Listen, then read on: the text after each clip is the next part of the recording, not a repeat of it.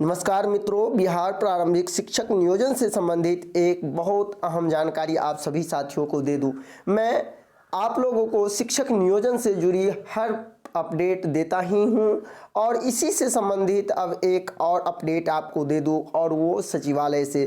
सचिवालय ही नहीं बल्कि हम यह कह सकते हैं कि हर एक जगह अब यह खबर वायरल हो रहा है कि नियोजन की प्रक्रिया सरकार नहीं करना चाह रही। आप सोचिए, चाहे वो पेपर के माध्यम से हो या अन्य माध्यम से हो, शिक्षा विभाग बार बार यही कह रही है कि जल्द ही नियोजन की प्रक्रिया होगी, लेकिन आपको बता दें कि धरातल पर इसका कोई भी असर दिखता नहीं मिल रहा है। इसी को लेकर अब अभ्यर्थियों ने भी एकजुटता जताई है और निर्णय लिया गया है कि 8 जनवरी को पटना में इको पार्क में सभी लोग पहुंचेंगे। वहां से रणनीति बनाई जाएगी, सचिवालय जाया जाएगा।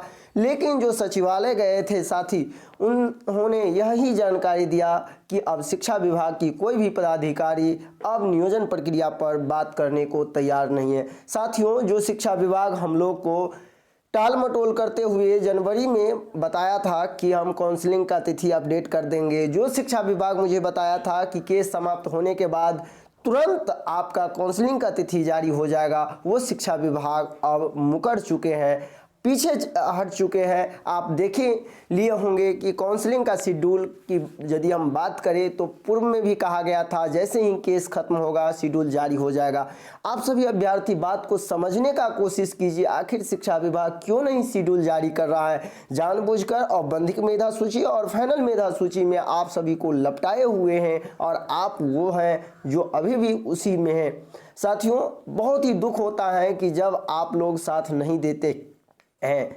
इसीलिए आप सभी साथी को यही कहना चाहूँगा कि जिस तरह से अब सचिवालय से खबर आ रहा है कि बहाली प्रक्रिया होने वाला नहीं है, बहाली का जो चर्चा होनी चाहिए, जिस गति से होना चाहिए, जिस तेज़ी के साथ बहाली को संपन्न करना चाहिए, पटना हाई कोर्ट के आदेश आने के बाद भी शिक्षा विभाग जो है अब इसे बिल्कुल सक्रियता के साथ इस पर कार्य नहीं कर रहे हैं। यानी सीधी तौर पर बात है, शिक्षा विभाग नहीं चाह रहा है कि 94,000 शिक्षकों की बहाली हो पाए। बार बार शिक्षा विभाग जो है नियोजित शिक्षकों पर अपना तंज कस रहे हैं, जो ऐसे हैं व्यवस्था, वो है व्यवस्था। उनको सोचना चाहिए 94,000 अभ्यर्थी का उसमें क्या कसूर है, उनका क्या दोष है। 94,000 अभ्यर्थी जो कि 2019 से ही अभी तक सड़क पे हैं, उनके लिए हमने क्या किया। उनको हम विद्यालय तो भेज कर पहले देखे क्या होता है आगे, लेकिन शिक्षा विभाग जो है इस पर कोई भी संज्ञान लेने को तैयार नहीं है। यदि सचिवालय में आप जाते भी हैं तो एक दूसरे पर सौंपते हैं, दूसरे तीसरे पर सौंपते हैं। शिक्षा विभाग के जितने अधिकारी हैं शिक्षा मंत्री पे सौंपते हैं, शिक्षा मंत्री मुख्यमंत्री पर सौंपते हैं। यानी कहीं ना कहीं पूरे का पूरे जो बात है वो एक दूसरे पर फेंक रहे हैं, लेकिन शेड्यूल का कोई अभी अता पता नहीं है।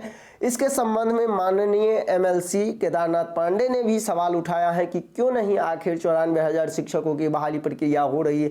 ऐसे में अब आप साथी सबको सक्रिय होना है, अपनी सवाल को लेकर के सरकार के पक्ष उठाना है, सरकार के पास जो है अपनी बातों को रखना है, क्योंकि आखिर क्या ऐसा मजबूरी है जो कि 2019 से ही शिक्षक नियोजन की प्रक्रिया को लटका है। यानी सीधी तौर पर हम कह सकते हैं अब आंदोलन ही एक रास्ता है जिससे आपकी बहाली प्रक्रिया जल्द से जल्द संपन्न हो पाए। अब आपको तय करना है कि मुझे क्या करना है, अब आपको तय करना है कि मुझे नौकरी चाहिए या नहीं चाहिए, अब आपको तय करना है कि मुझे सिर्फ और सिर्फ प्रोविजनल और फाइनल मेरिट लिस्ट ही चाहिए या नियोजन पत्र चाहिए, वो आपको तय करना है। आप तय करके मुझे कमेंट जरूर करें।